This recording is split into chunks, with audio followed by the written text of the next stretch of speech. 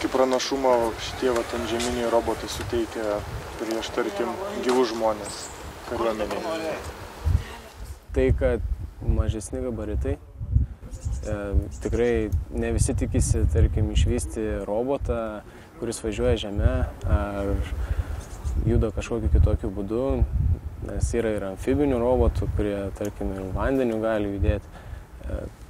Toliau jie nepavargsta, jie turi savo veikimo trukmę, tai tikrai tiek atvažiuos, o žmogus vis tiek praėjus kažkokiam laiko tarpui turi sustoti pailsėti, atgauti jėgas. Tai vienas iš tokių pranašumų, toliau budrumas.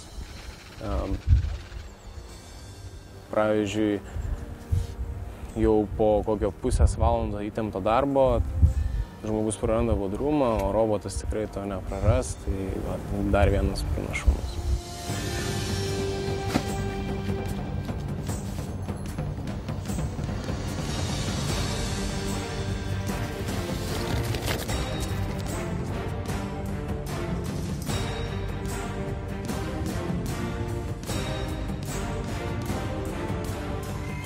Valdymas yra sudėtingas ar lengva išmokti valdyti?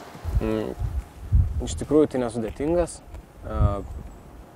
Tiesiog turi kompiuterį, kuris rodo visus parametrus ir būtent su šituo yra valdymo pultelis, lygiai toks pats, kaip naudojamas kompiuteriniuose žaidimuose.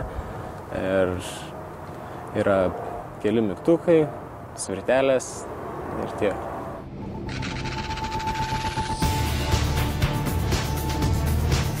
Voir les nerfs bas. Bien balancé. Reçu.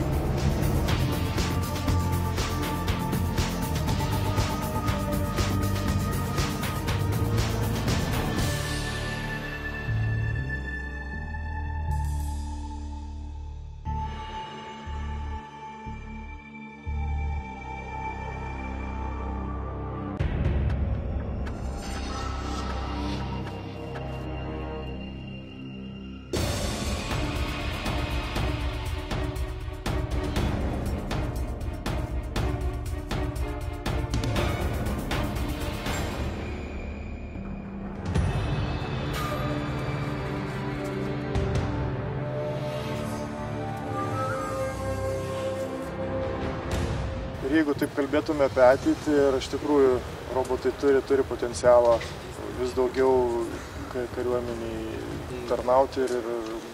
Žinoma, turi, nes tai atstoja gyvąją jėgą, gyvąjį personalą.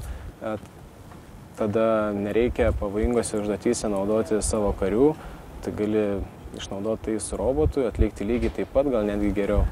Tai kainuoja pigiau ir praradimo atveju tikrai mažesnė kaina, nes prarast žmogų yra tikrai didesnė kaina negu prarast... Bet kaip suprantu, robotų pagrindinė misija yra vis tiek žvalgybos, ar ne? Tai būtent žeminiai, ar tai bepiločiai? Nemaža dalis iš tikrųjų operacijų yra žvalgybos, bet tai tuo metu tuo pačiu yra viena iš pavojingiausių užduočių, nes labai nemaža dalis žvalgybos atliekama ir priešo teritorijoje ir panašiai.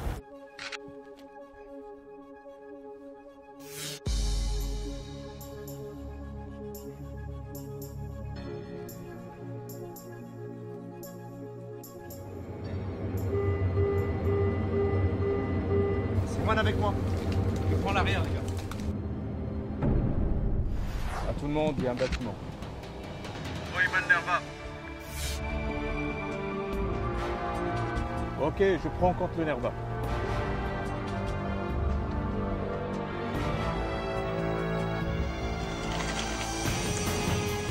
Ok, les gars, allez-y.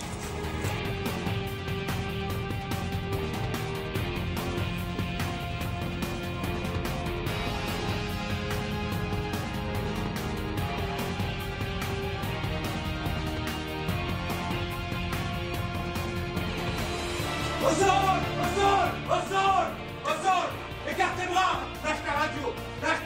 Écarte tes jambes, tu bouges pas! On continue. Tu le gères.